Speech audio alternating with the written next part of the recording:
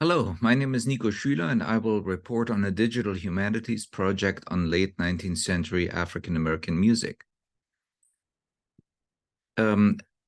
So I had initially pursued research on Jacob Sawyer, African-American composer Jacob Sawyer, and discovered a network of African-American musicians after the Civil War.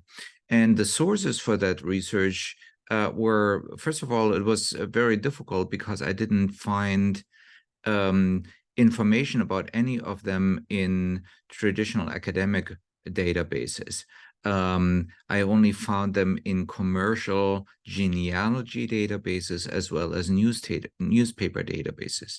So newspaper databases, for example, I can find newspaper articles such as this one announcing a concert by the Sam Lucas Jubilee Songsters in 1882. In genealogy databases, for example, I can find census records. This one lists the Hyers family with the Hyers sisters right here.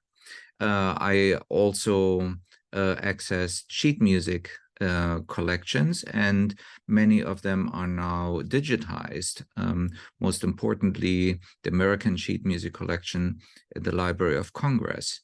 And sheet music is very important because it not only provides the music, but also lists affiliations of the composers and also dedications, which then may lead to additional discoveries. Here are a couple more examples.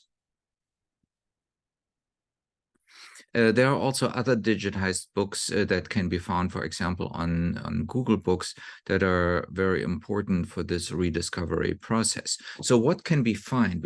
What can we do with all of the information that we can find? We can reconstruct performance schedules. We can reconstruct the network of musicians. And that is all in the context of minstrel shows or minstrelsy, which of course was a very racist genre. But after the Civil War, it was open for African Americans who could earn quite good living from this, and also opened the door to move into musical theater as well as Jubilee ensembles. Of course, Jubilee ensembles were initially modeled by the Fifth Jubilee singers, who were commercially very successful, and then other musicians got into the Jubilee troops, emulating this college singers group, and very often they weren't college singers, but they were commercially successful. And I wanted to add to African American musical theater that we find musical theater plays that were specifically written for the Hyers sisters and Sam Lucas and some others in their network from around 1876 on. So who are those musicians? Sam Lucas, for example, famous American actor, comedian, singer, songwriter, and composer, was the first US-born African-American to play Uncle Tom. And even shortly before he died, specifically in 1914, he acted in the first silent film of Uncle Tom's Cabin. So here is the example I showed earlier. The Hyers sisters were famous singers and pioneers of Black musical theater. They were conventional or operatic singers originally, and that's why it was very natural that musical theater plays were written for them, and they collaborated with Sam Lucas and several other musicians. Here's an example: the Hyers sisters, also in the context of Jacob Sawyer, a review, and another review of the Hyers sisters, just as some examples.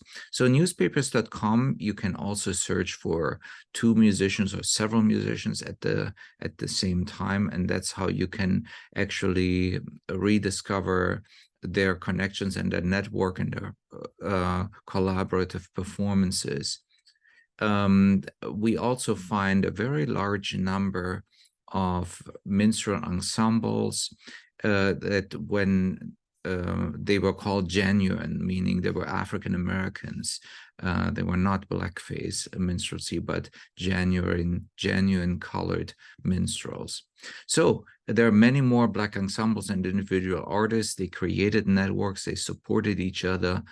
Ensembles changed ownership and the names frequently, but most importantly, we can discover that Black artists crossed racial boundaries, had an opportunity to earn a good living, created greater awareness of racial injustice, performed in front of large mixed audiences, helped creating a modern entertainment industry.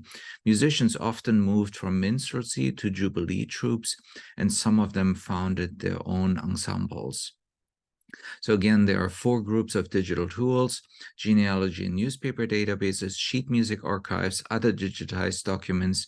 But I'm also starting to use a relational database because there are lots of pieces of information, such as ensembles, composers, arrangers, musicians, actors, comedians, dancers, and so on, places, performance halls, geographic information system information, socioeconomic information, compositions, plays, and so on, that can be saved in node code and related to each other. And node code also allows the visualization, which I will show in a minute, but it allows scholars to build data sets based on their own data model, offers relational modes of analysis with spatial and chronological forms of contextualization, and scholars are able to instantly process, analyze, and visualize complex data sets relationally, diachronically, and spatially.